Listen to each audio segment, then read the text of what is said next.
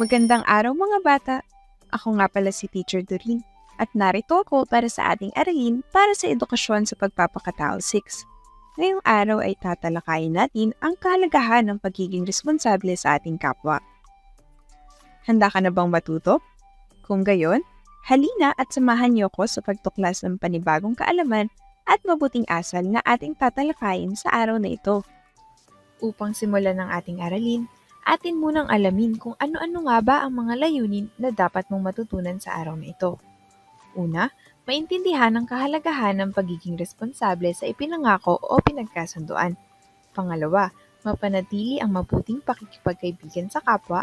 At ang pangatlo, ay maipakita ang pagiging matapat sa kapwa. Para sa pagpapakilala ng ating aralin, ako ay mayroong isang munting katanungan. May mga naging karanasan ka na ba kung saan ikaw ay nakapagpakita na ng pagiging responsable sa iyong kapwa?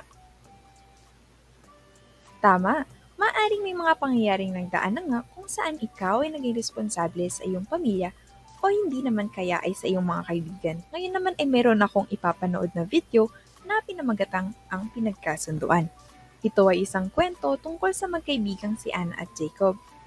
Makinig ng mabuti ha, simulan na natin ang kwento. Si Anna at Jacob ay magkaibigan simula pa man pagkabata, kaya naman palagi na silang magkasama sa paaralan at madalas din silang maglaro sa parke.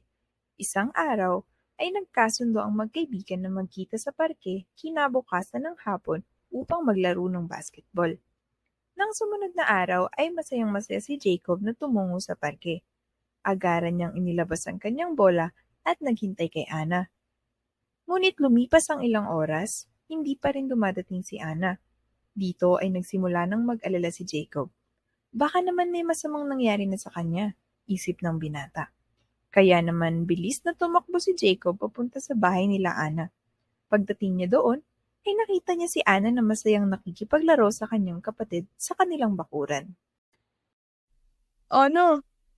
Bakit hindi ka pumunta sa parke? Nag-alala tuloy ako baka kung ano nang nangyari sa'yo. Nako, pasensya ka na, Jacob. Nakalimutan ko ang ating kasunduan. Naglalaro kasi ako kasama ang aking kapatid. Okay lang, Ana. Pero sana, sa susunod, tandaan mo lang ating mga pangako. Mahalaga ang pagiging responsable natin sa mga naging kasunduan. Oo, Jacob. Naiintindihan ko na. Muli humihingi ako ng pasensya at sinisigurado kong hindi na ito mauulit pa. Matapos mapanood ang kwento, sa tingin mo, ano kaya ang naging problema ni Anna at Jacob? Tama, ito ay dahil hindi tumugon si Anna sa pinagkasunduan nila ng kaibigan niyang si Jacob. Makikita sa kwento na hindi naging responsable si Anna sa pinagkasunduan nila ni Jacob.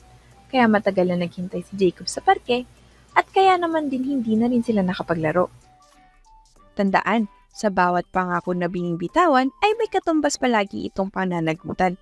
Maliit man o malaki ang iyong pangako, hindi ito dapat mapako. Ika nga ng mga matatanda, huwag mong yakapin ang puno kung alam mong hindi mag-aabot ang iyong mga kamay. Ganon rin sa pagbibitaw ng pangako. Huwag kang mangangako kung hindi mo naman ito kayang tuparin.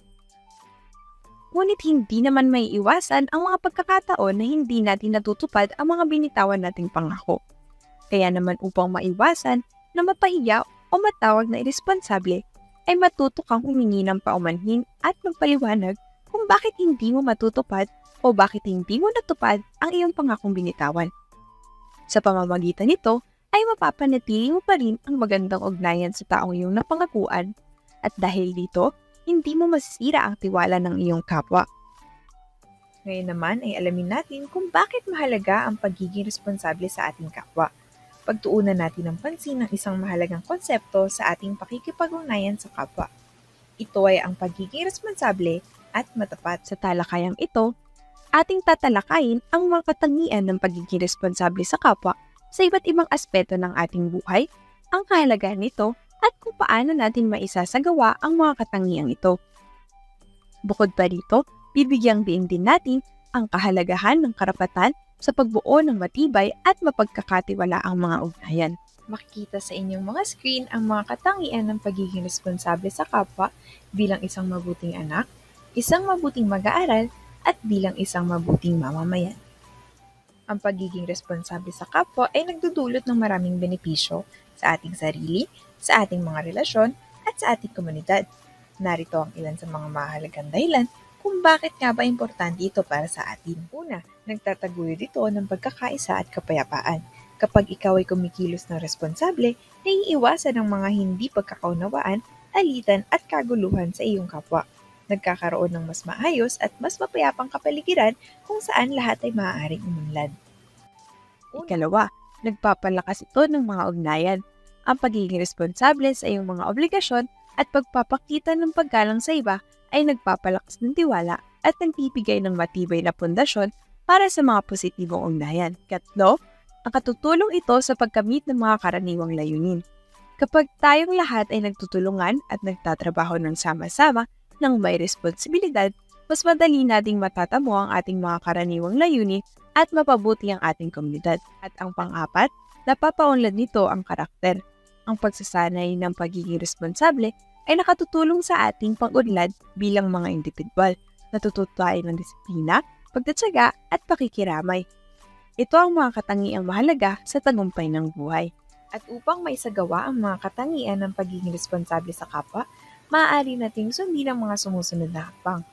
Una, magtakda ng mga layunin at gawain. Tukuyin mo ang iyong mga responsibilidad sa iba't ibang aspeto ng iyong buhay. At pagkatapos ay saka ka magtakda ng mga malinaw na layunin para sa iyong sarili. Hatiin mo ang mga gawain na nahihirapan ka sa mas maliliit. Dahil sa ganitong paraan, mas madali mong magagawa ang mga hakbang nito.